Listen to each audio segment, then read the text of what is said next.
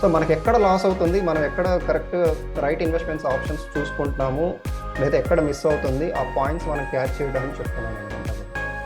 So 10 grams gold cost ఎంత ఉంది, 1 KG silver cost ఎంత ఉంది, సో ఆ టైంలో బిఎస్సి సెన్సెక్స్ తీసుకుంటే ఎంత ఉంది, 170 పాయింట్స్ ఉంది.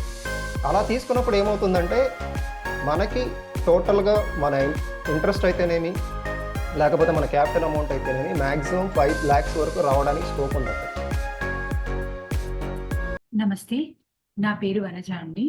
మనం రమేష్ గారు సార్తో మనం అన్ని వీడియోస్ చేస్తూనే ఉన్నాము. Ramesh sir certified financial consultant, ఒక మంచి ఫైనాన్షియల్ అడ్వైజర్ కూడాను. మనకిప్పుడు మనము రమేష్ సార్తో ఇంకొన్ని విషయాలు తెలుసుకుందాము. నమస్తే రమేష్ సార్. నమస్తే madam. Sir, different investment comparison చేస్తున్నప్పుడు మనకు మ్యూచువల్ ఫండ్స్ అనేది ఒక బెస్ట్ ఇన్వెస్ట్మెంట్ అని మీరు ఎలా చెప్పగలుగుతారు? నాకు తెలిసినంత వరకు కొంచెం జనాలు మ్యూచువల్ ఫండ్స్లో ఇన్వెస్ట్ చేయడానికి ఎందుకు సంకోచిస్తున్నారు అంటే, మ్యూచువల్ ఫండ్స్ అడ్వర్టైజ్మెంట్స్ మనకి రాగానే కింద mutual funds are subject to market risk అని వస్తుంది. సో అది ఏమవుతుందంటే ఆటోమేటిక్గా మనకు రిస్క్ ఉంది అని ముందే ఇండికేషన్ ఇస్తున్నాం. దాంతో ఏమనుకుంటున్నారు జనాలు, దాన్ని ఏంటంటే ఒక పెద్ద భూతద్దం మాదిరి చూస్తున్నారు. సో యాక్చువల్గా మనము అంటే జనరల్ సినారియోస్ కనుక చెక్ చేసుకుంటే లేదా రీఅనలైజ్ చేసుకుంటే ఒకసారి మనం జనరల్గా ఎక్కడెక్కడైతే ఇన్వెస్ట్మెంట్స్ చేస్తుంటామో, లేకపోతే ఫైనాన్స్ రిలేటెడ్ ఎక్కడైనా తీసుకోండి, ఫైనాన్స్ తోటి డిపెండ్ అయి ఉన్నటువంటి కాన్సెప్ట్స్ మీరు ఎక్కడ తీసుకున్నా సరే, ఇంక్లూడింగ్ రిలేషన్ కూడా, ఓకే, అది ఏ రిలేషన్ అయినా సరే, ఓకే. సో ప్రతి దాంట్లో రిస్క్ అనేది ఉంటుంది. అక్కడ రిస్క్ లేని ఫైనాన్స్ సెక్టర్ అనేది లేదు అసలు. కాకపోతే ఏంటంటే కొన్ని మనకు తెలుసు దాన్ని ఎలా హ్యాండిల్ చేయాలో, లేకపోతే చిన్నప్పటి నుంచి చూస్తూ ఉన్నాం, లేకపోతే మన పేరెంట్స్ చేశారు, మన ఎల్డర్స్ చేశారు, గ్రాండ్ పేరెంట్స్ చేశారు. సో అవన్నీ ఏంటంటే హెరిడిటరీగా వస్తూ ఉన్నాయి. లైక్ ఇలా ఎఫ్డీస్ కాన్సెప్ట్స్ కానీ, ఆర్డీస్ కాన్సెప్ట్స్ కానీ, రియల్ ఎస్టేట్ కానీ, గోల్డ్ కానీ, చిట్స్ కానీ, సో ఇవన్నీ వస్తూ ఉన్నాయి. బట్ మీరు జనరల్గా చూస్తే ఇప్పుడు చిట్స్ ఉన్నాయి. సో ఎక్కడ చిట్ ప్రాబ్లం అవ్వకుండా ఉందా? గోల్డ్ ఎక్కడ ప్రాబ్లం అవ్వకుండా ఉందా? రియల్ ఎస్టేట్ ప్రాబ్లం అవ్వకుండా ఉందా? చుట్టుపక్కల చూస్తూ ఉంటాం, లేదా మనయన్నా ఫేస్ చేసి ఉంటాం, లేదా ఫ్రెండ్స్ చూస్తూ ఉంటాం, లేదా రోజు న్యూస్ పేపర్లో చూస్తూ ఉంటాం, రైట్. కాకపోతే ఏంటంటే వీటిని ఎలా హ్యాండిల్ చేయాలో మనకు తెలుసు. అంటే ఓ లాయర్ ద్వారా వెళ్ళాలో, ఒక మీడియేటర్ ద్వారా వెళ్ళాలో, లేకపోతే దాని రిలేటెడ్ డిపార్ట్మెంట్స్కి వెళ్ళి మనం సాల్వ్ చేసుకోవాలి. ఇవన్నీ ఏంటంటే అలవాటు అయినాయి. ఓకే. సో ఫస్ట్ మనం అండర్స్టాండ్ చేసుకోవాల్సింది ఏంటంటే ఈవెన్ ఎఫ్టీ వీటన్నిటిలో కూడా ప్రాబ్లం ఉంది. అలా అని చెప్పేసి నేను భయపడాలని చెప్పట్లేదు. ఓకే. ఏంటి ఆ ప్రాబ్లము, అసలు వేరే డిఫరెంట్ వాటికి ఏం ప్రాబ్లమ్స్ ఉన్నాయనేటువంటిది నేను ఒక స్లైడ్ ప్రజెంటేషన్లో చూపిస్తాను. చూడండి, ఇక్కడ దగ్గర మనం 41 ఇయర్స్కి డేటా తీసుకుంటున్నాం. సో మేజర్గా మనం ఎందుకు ప్రియారిటీ ఇస్తున్నామంటే ఇంత స్టాటిస్టిక్స్ అనేటువంటిది సో ప్రతి ఒక్కరికి కొంచెం ఈజీగా అర్థం కావాలి. సో మనం ఏంటంటే జస్ట్ ఒక 1 year డేటానో, లేకపోతే 6 months డేటానో, లేకపోతే నిన్న మొన్న డేటానో తీసుకొని మనం మాట్లాడట్లేదు. సో అంటే దీనికి ఒక స్టెబిలిటీ ఎలా ఉంది, ఒక లాంగ్ రన్ అనేది ఎలా నడుస్తూ ఉంది, ఇన్ని ఇయర్స్ మనం కంపేర్ చేసినప్పుడు దాని గ్రోత్ అనేటువంటిది ఎలా ఉంటుంది అనేటువంటిది తెలియడం కోసం. సో మనం మ్యూచువల్ ఫండ్స్ని కూడా ఏంటంటే ఒక అసెట్గా మనం ఫీల్ అవ్వచ్చు. ఎప్పుడు మనం అసెట్గా ఫీల్ అవుతాం? అది లాంగ్ రన్లో ఉంటేనే మనం అసెట్గా ఫీల్ అవుతాం, రైట్. సో జనాలు ఏంటంటే అది ఉంటుందో పోతుందో, లేకపోతే ప్రాఫిట్స్ వస్తాయో లాస్ వస్తాయో, ఈ కాన్సెప్ట్స్ ఏంటంటే అక్కడ వచ్చేటువంటి ప్రాఫిట్స్ని మిస్ అవుతున్నారు. ఓకే. సో మనం ఇంగ్లీష్లో ఎక్కువగా వాడుతూ ఉంటాం, we don't know what we don't know. So మనకు తెలియదు ఏదో మనకే తెలియదు, రైట్. ఏం తెలియదని మనకు తెలియదు, రైట్. ఇక్కడ కూడా అదే జరుగుతూ ఉంది. సో మనకేం లాస్ అవుతున్నామని మనకు తెలియకుండా లాస్ అవుతూనే ఉన్నాము. ఓకే. సో ఇక్కడ కొన్ని ఎగ్జాంపుల్స్ చూపిస్తున్నాం చూడండి. ఆల్మోస్ట్ 41 ఇయర్స్ డేటా తీసుకొని మనం చూస్తున్నాం. సో ఈ ఓల్డెన్ డేస్లో ఆల్మోస్ట్ 1980sలో ఏంటంటే ఎఫ్డీస్లో దగ్గర 16%, 17% రేట్ ఆఫ్ ఇంట్రెస్ట్ ఇచ్చారు బ్యాంకులో. ఓకే. కానీ ఇప్పుడు వచ్చేసి ఏంటంటే మ్యాక్సిమం మనకు 6-7% వర్కౌట్ అవుతుంది. మేబీ కొంచెం సీనియర్ సిటిజన్స్ అంటే ఒక 0.5% లేదా ఒక 1% ఎక్స్ట్రా ఉండొచ్చు. ఓకే. సో అదే ఇప్పుడు గోల్డ్ తీసుకుంటే సపోజ్ మనం ఒక 1000 రూపీస్ ఇన్వెస్ట్ చేసాం 40 years బ్యాక్, రైట్. దాని ప్రెజెంట్ వాల్యూ వచ్చేసి 50,000 అయింది. ఓకే, ఇదంతా కూడా ఆల్మోస్ట్ 2022 డేటా అండి. సో 23కి వచ్చేసరికి మేబీ ఇప్పుడు 60,000 70,000 అయ్యి ఉండొచ్చు. 70,000 ఉండదు ప్రెసెంట్ రేట్ వచ్చేసి, రైట్. సో అంటే ఒక 50 టైమ్స్ నుంచి 60 టైమ్స్ దాకా పెరిగింది, లేదా 70 టైమ్స్ దాకా పెరిగింది, రైట్. అదే మనం గ్రేట్ అనుకుంటాం. ఓకే, అదే మనము ప్రాపర్టీస్ తీసుకున్నాం అంటే హౌస్ కొన్నాము, స్థలం కొన్నాము, లేకపోతే ఒక ఇల్లు కొన్నాము, ఐ మీన్ అపార్ట్మెంట్ కొన్నాము, ఒక flat instead of apartment. Okay, so అక్కడ ఏదో సంథింగ్ ఒక 1000 రూపీస్ ఇన్వెస్ట్ చేసాం. సో దాని ప్రజెంట్ వాల్యూ ₹1,00,000 పెరిగింది, కానీ ఇక్కడ 100 టైమ్స్ పెరిగింది. ఇది ఈ రెండు కంపారిజన్స్ తీసుకున్నప్పుడు గోల్డ్ ప్రాపర్టీ కంపారిజన్ తీసుకున్నప్పుడు. సో అందుకే జనాలు ఎక్కువగా మనకు ప్రాపర్టీ సైడ్ ఇంపార్టెన్స్ చూపిస్తారు, ఎక్కువ ఇంట్రెస్ట్ చూపిస్తారు. అఫ్ కోర్స్ ఎంప్లాయ్మెంట్ కూడా బాగా వస్తుంది, లేదని చెప్పట్లేదు. ఓకే, సో అదే మనము షేర్ మార్కెట్ సైడ్కి వస్తే ఇక్కడ జస్ట్ మనం 100 రూపీస్తో కూడా ఎంటర్ అవ్వచ్చు. ఇక్కడేమో మనం థౌజండ్స్తో మాట్లాడుతున్నాం, ఏది ప్రాపర్టీ గోల్డ్ వచ్చేసి, కానీ ఈక్విటీస్లో మనం 100 రూపీస్తో కూడా ఎంటర్ అవ్వచ్చు. అంత చిన్న అమౌంట్స్తో కూడా మనం ఎంటర్ అవ్వచ్చు. ఓకే, ఆ చిన్న అమౌంట్ అనేటువంటిది మీరు మనం ప్రాపర్గా కనుక ఇన్వెస్ట్ చేసి ఉంటే, ప్రాపర్ స్ట్రాటజీస్ కనుక అప్లై చేసి ఉంటే, సో షేర్ మార్కెట్స్ యొక్క స్ట్రాటజీస్ అనేటువంటిది కరెక్ట్గా తెలుసుకొని దానికి కరెక్ట్గా టైం స్పెండ్ చేసి, ఓకే, ఒక నాలెడ్జ్ బేస్లో వెళ్తే, ఏదో న్యూస్ బేస్ వచ్చిందా, ఓకే ఎవరో చెప్పారా, లేకపోతే ఈరోజు ఇది ప్రాఫిట్ వచ్చింది, ఇలా అని కాకుండా దానికంటే కొన్ని స్ట్రాటజీస్ ఉంటాయి. సో ఆ స్ట్రాటజీస్ కనుక మనం కరెక్ట్గా అప్లై చేసుకొని అండర్స్టాండ్ చేసుకొని, సో దానికంటూ టైం స్పెండ్ చేయగలిగితే, చూడండి 60,000 రూపీస్ వచ్చింది ఒక ₹100 ఇన్వెస్ట్ చేస్తే. టైమ్స్ తీసుకుంటూ చూడండి ఎన్ని టైమ్స్ పెరిగిందంటే 600 టైమ్స్ పెరిగింది. సో ఇవన్నీ 50, 100 పెరిగితేనే ఇవే ఎక్కువ అనుకుంటున్నాం మనం, కానీ వీటన్నిటితో కంపేర్ చేస్తే ఇంకా 6 టైమ్స్ పెరిగింది. బట్ మన గోల్డ్ ప్రాపర్టీలో ఉండేటువంటి రిస్క్ ఫ్యాక్టర్స్ ఏదైతే ఉంటాయో, లేదా సేఫ్టీ మెజర్మెంట్స్ ఏదైతే ఉంటాయో, ఇవన్నీ మనం ఇక్కడ చేయాల్సిన అవసరం లేదు. గోల్డ్ తీసుకుంటే చాలా ఈజీగా తీసుకుంటాం. మనకు అంటే ధరించడానికి తీసుకుంటే మనకి ఈజీ, పర్వాలేదు. బట్ ఇంట్లో సేఫ్టీ కోసం పెట్టుకోవాలనుకుంటే ఎంత సేఫ్టీగా పెట్టగలం? ప్రతిరోజు దాని గురించే టెన్షన్ ఉంటుంది. ఈవెన్ మన ఫంక్షన్స్కి వేసుకెళ్ళినా కూడా ఎలా ఉంటుంది, వేసుకెళ్తారు, బట్ వేసుకెళ్ళినా సేఫ్టీగా ఉంచే అక్కడ మీరు ఫంక్షన్ ఎంజాయ్ చేయగలుగుతారు? ఐటమ్ ఏం జరిగింది, ఏం పోయింది, ఎక్కడ తగిలింది, ఎట్లా అనేది ఇదే టెన్షన్స్ పడుతూ ఉంటారు. సో ఒక పీస్ ఆఫ్ మైండ్ లేదు అక్కడ, రైట్. ప్రాపర్టీ తీసుకున్న ఇదే సిచ్యువేషన్. లైక్ మనం ఉండే దగ్గర అయితే నో ప్రాబ్లం, మనం ఉంటుంటే ఆ హౌస్లో ఓకే అట్లీస్ట్ కొంత సేఫ్టీ ఉంటుంది, ఇన్ కేస్ ఏదైనా సిచ్యువేషన్ వచ్చినా దాన్ని మనం హ్యాండిల్ చేయగలుగుతాం. సో లేని ప్లేసెస్లో తీసుకుంటుంటారు, ఎక్కడో ఉంటుంది, ఊరు బయట ఉంటుంది, ఇంకో ఊర్లో ఉంటుంది, ఇలాంటివన్నీ చేస్తూనే ఉంటారు, రైట్. సో వాటన్నిటితో మన పీస్ ఆఫ్ మైండ్ అనేది ఎక్కడ ఉంది? పేరు కొనడానికి కొంటున్నాం, బట్ ఈక్విటీస్కి వచ్చేసరికి ఏంటంటే పీస్ ఆఫ్ మైండ్ ఉంటుందా అంటే అది డిపెండ్స్ అండి. అది మీకు ఆ స్ట్రాటజీస్ తెలిస్తే, స్కిల్స్ తెలిస్తే ఆబ్వియస్గా పీస్ ఆఫ్ మైండ్ వస్తుంది. అది తెలియక దాంతో టెన్షన్ పడతా ఏంటంటే జనాలు రెగ్యులర్గా టెన్షన్స్ అనేవి తీసుకుంటున్నారు, రైట్. ఇప్పుడు వారన్ బఫెట్ గారు కానీ, లేకపోతే ముఖేష్ అంబానీ గారు కానీ, లేకపోతే ఇన్ఫోసిస్ నారాయణమూర్తి గారు కానీ, వీళ్ళు రోజు కూర్చొని చూస్తారా షేర్స్? మనకంటే ఎక్కువ ఉన్నాయి కదా వాళ్ళ షేర్స్, వాళ్ళ వాల్యుయేషన్స్ ఎక్కువ ఉన్నాయి కదా. మనకంటే మేబీ ₹1 కోటి ఉంటాయో, లేకపోతే 2 కోట్లు ఉంటాయో అనుకుందాం, మహా ఉంటే మన షేర్స్, రైట్. వాళ్ళ అంతకంటే 100 టైమ్స్ 200 టైమ్స్ ఎక్కువ ఉన్నాయి వాళ్ళ షేర్స్. బట్ వాళ్ళు రోజు ప్రతి మినిట్ కూర్చొని చూస్తున్నారు, లేదా మార్కెట్ డౌన్ అయినప్పుడు కూర్చొని అమ్ముకుంటున్నారా, లేకపోతే బాధపడుతున్నారా, రైట్. సో అలా అని చెప్పేసి ఇక్కడ ఏంటి, మీకు డిపెండెన్సీ కూడా అవసరం లేదు. మీ ఇండివిజువల్గా మీరు తీసుకుంటారు డెసిషన్, లైక్ మీది అడ్వైజర్స్ డెసిషన్ తీసుకుంటారు, సంథింగ్ ఏదో ఒకటి ఓకే. బట్ ఏంటంటే ఇక్కడ ఎక్కువ మంది పీపుల్తో డిపెండెన్సీ అవసరం లేదు, అది సెక్యూర్గా ఉందా, పోయిందా, ఎవరైనా ఆక్యుపై చేసాడా, ఇవన్నీ మీరు టెన్షన్ పడాల్సిన అవసరం లేదు, రైట్. సో అది మనకి ఈక్విటీస్తో వచ్చేటువంటి బెనిఫిట్. అలా అని చెప్పేసి నేను ఈక్విటీ గ్రేట్ అని చెప్పట్లేదు, ఓకే. గ్రేటీలో రానటువంటి ఆప్షన్ మనకి ఈక్విటీస్లో వస్తుంది. Simple methods, simple investments, okay, simple అమౌంట్స్తో మనం ఎంటర్ అవ్వచ్చు, ఎక్కువ ఎర్న్ చేసుకోవడానికి మనకు బాగా స్కోప్ ఉంది.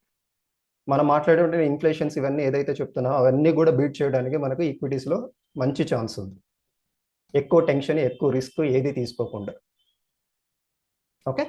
బట్ అలా అని చెప్పేసి నేను ఈక్విటీస్ కరెక్ట్ అని చెప్పట్లే, కానీ మనం ఈక్విటీస్ ఏంటంటే మ్యూచువల్ ఫండ్స్లో యూటిలైజ్ చేసుకుంటాం, అందుకని ఇక్కడ నేను హైలైట్ చేస్తున్నాను.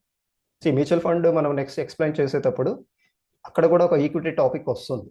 సో ఈక్విటీ అనగానే మళ్ళీ జనాలు వెనక్కి వెళ్ళిపోతారు, లేదా షేర్ మార్కెట్ అనగానే వెనక్కి వెళ్ళిపోతారు. సో అందుకని ఏంటంటే ఇక్కడ మనము షేర్ మార్కెట్కి ఉండేటువంటి పొటెన్షియాలిటీ వాల్యూ ఏంటనేది చూపిస్తాం. ఓకే, అలా అని చెప్పేసి నేను షేర్ మార్కెట్ని రికమెండ్ చేస్తున్నానని కాదు. ఓకే, ఫస్ట్ షేర్ మార్కెట్కి ఉండే పొటెన్షియాలిటీ ఏంటో తెలిస్తే సో మ్యూచువల్ ఫండ్లో ఎక్స్పర్ట్స్ ఏదైతే వాడుతున్నారో అది కరెక్టా తప్ప మనకు తెలుస్తుంది. దానికోసం చెప్తున్నాను నేను ఇదంతా కూడా.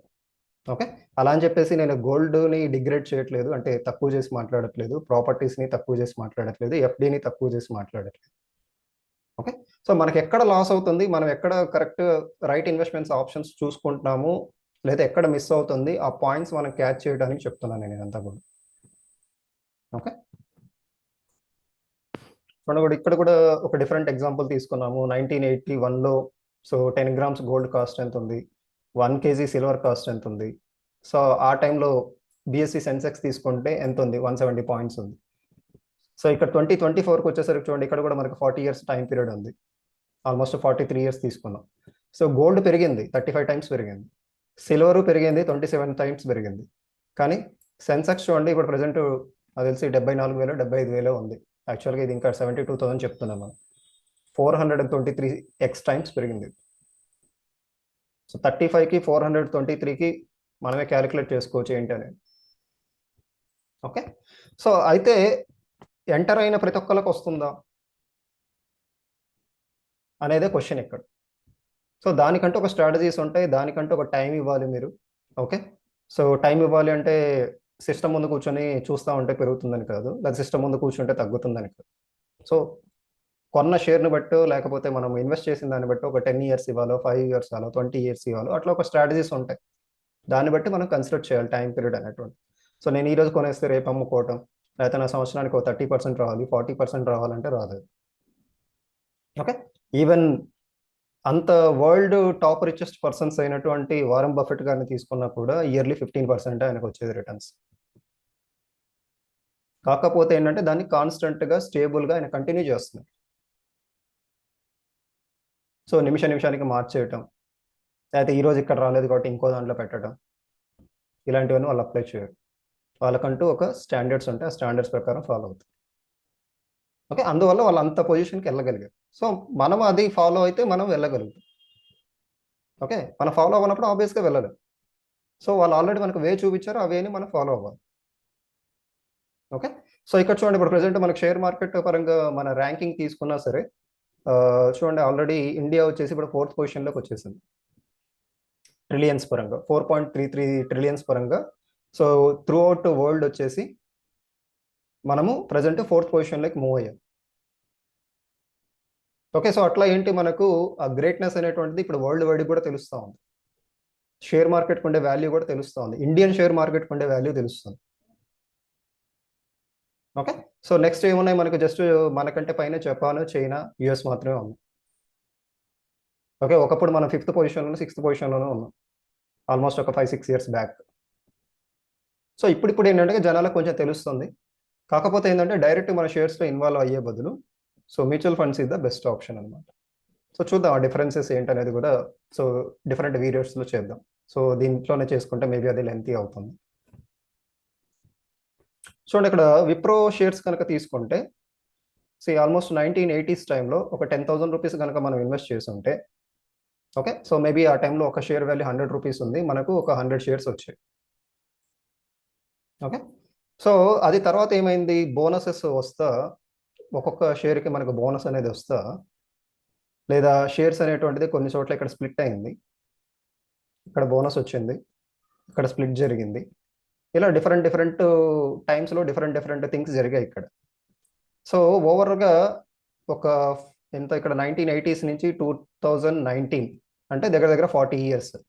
ఈ 40 ఇయర్స్లో ఇక్కడ ఓన్లీ మనం వన్ టైమే ఇన్వెస్ట్ చేసాం 10,000, మళ్ళీ చేయట్లే ఇక్కడ అంతా. మనం ఒక్కసారి 10,000 చేసాం, ఆ 10,000కి మనకు ఒక 100 షేర్లు అలాట్ చేశారు వాళ్ళు.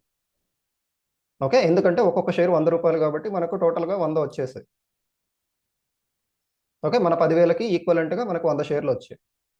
ఓకే, సో ఈ స్ప్లిట్ బోనస్ల మూలాన ఏం జరిగింది చూడండి, మొత్తం కూడా 2,56,00,000 షేర్లకు వెళ్ళిపోయింది మనం టోటల్ కౌంట్. అంటే ప్రజెంట్ మన దగ్గర ఎంత ఉన్నట్టు 2,56,00,000 క్వాంటిటీ ఆఫ్ షేర్స్ ఉన్నాయి మన దగ్గర, విప్రో షేర్స్. ఓకే, సో బాగానే ఉంది, ఇన్ని షేర్లు వచ్చాయి. నేను కొన్నదేమో 100, కానీ వచ్చిందేమో నాకు 2,56,00,000 వచ్చాయి. షేర్లు చెప్తున్నాను ఇక్కడ, వాల్యూ చెప్పట్లే నేను. ఓకే, సో దీని ప్రజెంట్ వాల్యూ ఎంత ఉందో చూడండి. మనం ఇన్వెస్ట్ చేసిందేమో 10,000, వచ్చిన షేర్లు ఏమో 2,56,00,000.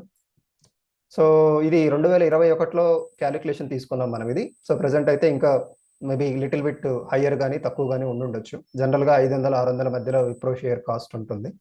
ఓకే, ఈ లెక్క ప్రకారంగా 1,408 కోట్ల రూపాయల వాల్యూ మన దగ్గర ఉంది ప్రజెంట్. అంటే నేను పెట్టింది 10,000, 40 ఏళ్లలో నా వాల్యూ ఎంత పెరిగిందనేది చూడండి. 1,408 కోట్ల రూపాయలకు వెళ్ళింది. అక్కడికి ఇక్కడ మన క్యాలిక్యులేషన్లో డివిడెండ్ ఇదంతా కూడా చేయట్లేదు చూడండి. ఒక 4 ఇయర్స్ ఇంకా డివిడెండ్స్ ఇచ్చారు కంపెనీ. అవన్నీ క్యాలిక్యులేట్ చేయకుండా ఇంత వచ్చింది. ఈవెన్ మనకు లైవ్ ఎగ్జాంపుల్స్ చాలా చెప్తుంటాం. సో లైక్ ఇన్ఫోసిస్ నారాయణమూర్తి గారిది కానీ, సో వాళ్ళ డ్రైవర్ కూడా కోటీశ్వరుడు అయ్యారని, వాళ్ళు షేర్స్ కొనటం మూలాన. రైట్, ఇలాంటివి చాలా ఎగ్జాంపుల్స్ చెప్తుంటాం బయట. కానీ మనం వచ్చేసరికి ఎక్కడ ఇన్వెస్ట్ చేస్తున్నాం? సో మనంతా ఏంటంటే షార్ట్ ఎమోషన్స్ తోటి, షార్ట్ టర్మ్ గోల్స్ తోటి. ఓకే, హీరో పెట్టానంటే నాకు ప్రాఫిట్స్ రావాలి, లేదా 1 మంత్ పెట్టానంటే నాకు 10%, 20% రావాలి. అంతంత ప్రాఫిట్స్ వచ్చేమాటైతే ఈవెన్ ముఖేష్ అంబానీ గారు కానీ, లేకపోతే విప్రో అజీం ప్రేమ్జీ గారు కానీ, వీళ్ళందరూ ఏ పొజిషన్స్లో ఉండాలి? సో మనకే ఇంత స్కిల్స్ ఉంటే, మనమే మంత్లీ 10% సంపాదించుకునే కెపాసిటీ ఉంటే, మరి వీళ్ళందరికీ లేకుండానే కంపెనీస్ పెట్టి వాళ్ళు రన్ చేస్తున్నారా? ఇంతమందికి ఎంప్లాయ్మెంట్ ఇస్తున్నారు. సో ఇవి ఆలోచించుకుంటే ఏంటంటే మనం ఒక జనరల్ లెవెల్లోకి వస్తాము.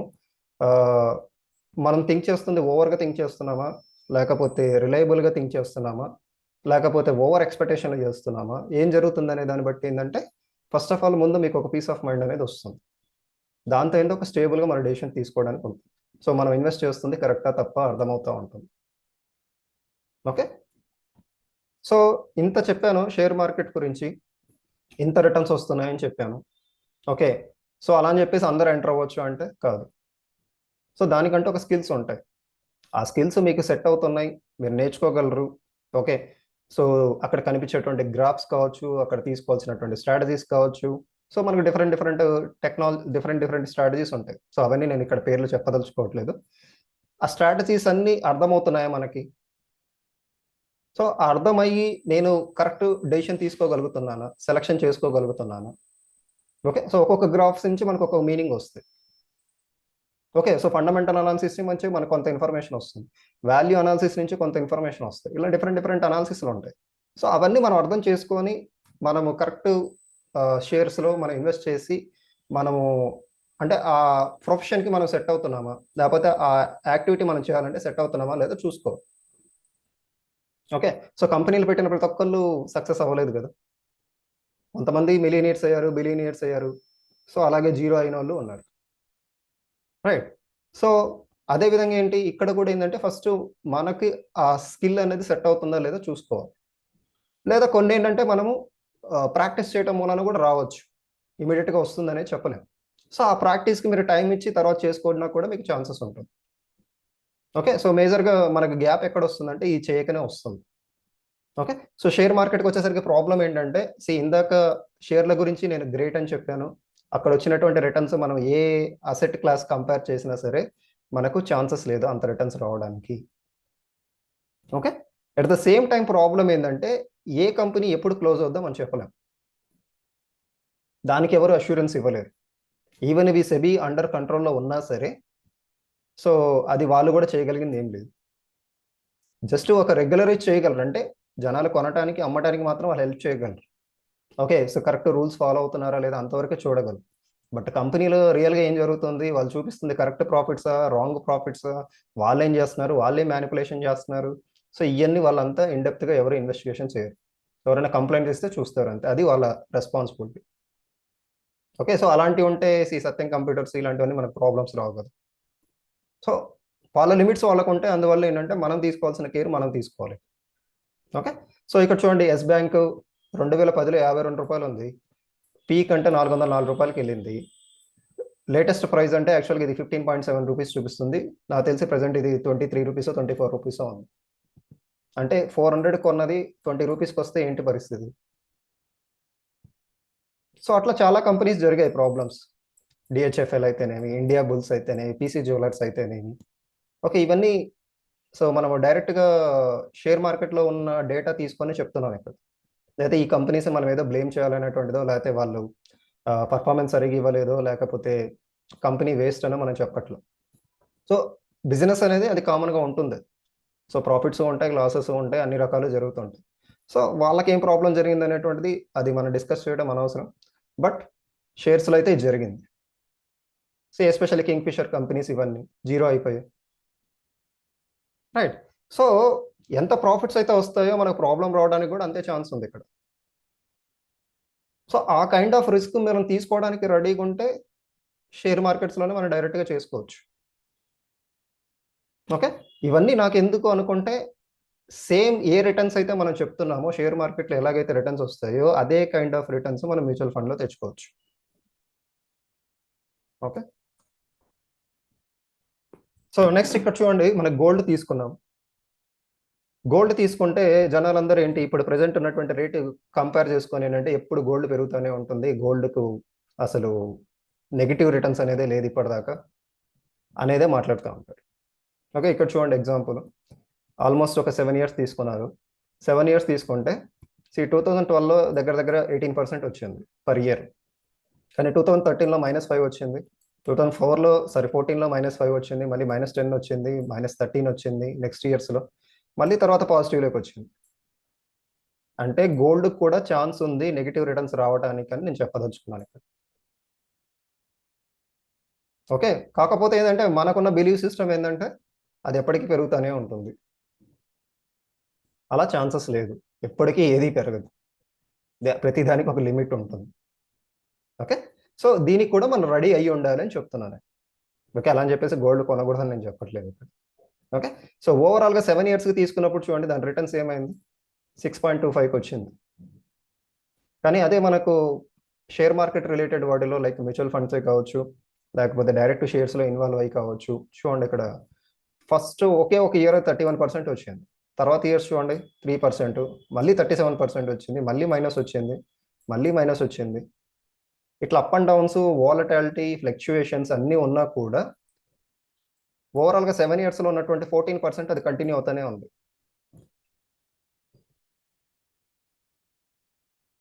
సో మనము ఏదైతే గ్రేట్ అనుకుంటున్నామో దాంతో కంపేర్ చేస్తే ఈ అసెట్ క్లాస్ చూడండి ఎలా ఉంది అనేది.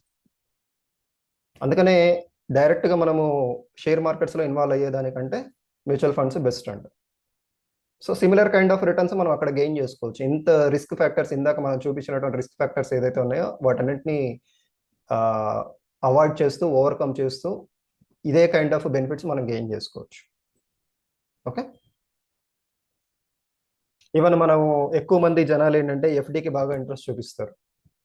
రైట్, ఎఫ్డీ తీసుకుంటే ఎఫ్డీలో మనకి ప్రాబ్లం ఏంటంటే maximum by any chance bank ఏదైనా క్లోజ్ అయింది అనుకోండి, అవ్వడానికి ఛాన్స్ ఉందా లేదా అంటే అది ఎవరు చెప్పగలిగింది ఏం లేదు. ఓకే, ఇప్పటిదాకా అంటే ఈ మధ్య కాలంలో తగ్గాయి కాబట్టి మనం తగ్గాయి అనుకుంటున్నాం. కానీ యుఎస్, యూకే ఇలాంటి కంట్రీస్ చూసినప్పుడు అర్థమవుతుంది కదా, ఆల్మోస్ట్ ఎవ్రీ ఇయర్ కనీసం 4-5 బ్యాంకులు ఇలాంటి ప్రాబ్లమ్స్ వస్తూనే ఉంటాయి. అంత హయ్యర్ కంట్రీస్లోనే సో ఏదైతే మనకు ఎకనామికల్గా గ్రోత్ కంట్రీస్ ఉన్నాయో అక్కడే ప్రాబ్లమ్స్ వస్తుంది. సో మనకు రాలేదా, వెల్ అండ్ గుడ్, దానికేం మనం ఏం కాదనట్లేదు, అందరికి కావాల్సింది అది. ఓకే, బట్ రాదా అంటే అది తెలియదు, అది ఎవరు ప్రెడిక్ట్ చేయలేరు, ఎవరు చెప్పలేరు. రైట్, సో అందుకని ఏంటంటే బై ఛాన్స్ ఏదైనా అలాంటివి వస్తే, సో మన ఇన్వెస్ట్మెంట్స్ ఏదైనా ఉన్నాయనుకోండి బ్యాంక్స్లో, సే 5-10 lakhs something 20 lakhs, maybe especially retired people వాళ్ళ పెద్ద అమౌంట్స్ ఉంటాయి. ఓకే, సో వీళ్ళందరి బై ఛాన్స్ ఏదైనా అయినప్పుడు అది ఏ బ్యాంక్ అయినా కావచ్చు అండి, ఒకటే బ్యాంక్ ప్రైవేట్ బ్యాంక్స్కి అవుతుందా, గవర్నమెంట్ బ్యాంక్స్కి అవుతుందా, కోఆపరేటివ్ బ్యాంక్స్ అవుతుందా, నేను మళ్ళీ ఆ సెగ్రిగేషన్ చేయట్లేదు ఇక్కడ. ఓకే, సో అలా తీసుకున్నప్పుడు ఏమవుతుందంటే మనకి టోటల్గా మన ఇంట్రెస్ట్ అయితేనేమి, లేకపోతే మన క్యాపిటల్ అమౌంట్ అయితేనేమి మాక్సిమం 5 lakhs వరకు రావడానికి స్కోప్ ఉంది అక్కడ. అంతకంటే ఎక్కువ రాదు. అది మాక్సిమం అంటున్నారు చూడండి. కన్ఫర్మ్‌గా 5 lakhs చెప్పట్లే అక్కడ. సో, ఒకవేళ నా 10 lakhs ఉంటే, అలాంటి సిట్యుయేషన్ ఏదైనా వస్తే, నా మిగిలిన 5 lakhs పరిస్థితి ఏంటి? వచ్చే 5 lakhsకి కూడా నాకు ఇక్కడ గ్యారంటీ లేదు. ఓకే. సో, ఇంతకుముందు అది 1 lakh ఉంది. దాన్ని ఇప్పుడు కొంచెం ఇంక్రీజ్ చేశారు. ఓకే. సో, అందువల్ల ఎఫ్‌డీస్ అనేటువంటిది కూడా సేఫ్ మెజర్ కాదు ఇక్కడ. ఆల్రెడీ ఈవెన్ ఎఫ్‌డీ రిటర్న్స్ అనేది మనకి ఇన్‌ఫ్లేషన్‌ని కూడా బీట్ చేయదు. కావాలంటే కొంత సేఫ్టీ కోసం మనం ఉంచుకోవచ్చు. ఎందుకంటే డిఫరెంట్ ప్లేసెస్‌లో మనం డైవర్సిఫికేషన్ అప్లై చేస్తాం కాబట్టి, కొంత కావాలంటే ఉంచుకోవచ్చు తప్ప ఉన్నదంతా తీసుకెళ్ళి ఎఫ్‌డీ పెట్టడం అనేది that is not the correct way. So, దీంతో ఒక థ్యాంక్ యూ ఐడియా రమేష్ వచ్చింది గారు. అనుకుంటున్నాను మేడం. అవును. వచ్చింది. అంటే మనం షేర్ మార్కెట్‌లో పెట్టి అది రిస్క్ అంటే అనేది లేకుండా మనకి ఎఫ్‌డీలో కూడా మనం అంత అమౌంట్ మనము తీసుకోవచ్చు అనేది చాలా బాగా చెప్పారు కంపారిజన్‌లో. చాలా బాగుంది. మీకు ఈ వీడియో నచ్చినట్టయితే లైక్ చేయండి, షేర్ చేయండి. మా వీడియోని సబ్స్క్రైబ్ చేసుకోండి. ఇంకా మీకేమైనా డౌట్స్ ఉన్నా మీ సార్‌ని నంబర్‌కి కాంటాక్ట్ కండి. డైరెక్ట్‌గా సార్ తోటి మీరు మాట్లాడొచ్చు. సార్ ఇప్పటివరకు ఎంతోమందికి కరెక్ట్ అడ్వైస్ ఇస్తూ ముందుకు నడిపిస్తున్నారు. అట్లా మీకు కూడా కరెక్ట్ అడ్వైస్ ఇస్తారని అనుకుంటున్నాను. మీరు కూడా సార్‌కి కాల్ చేసి కనుక్కోండి. Thank you so much. Thank you Ramesh. Thanks అండి.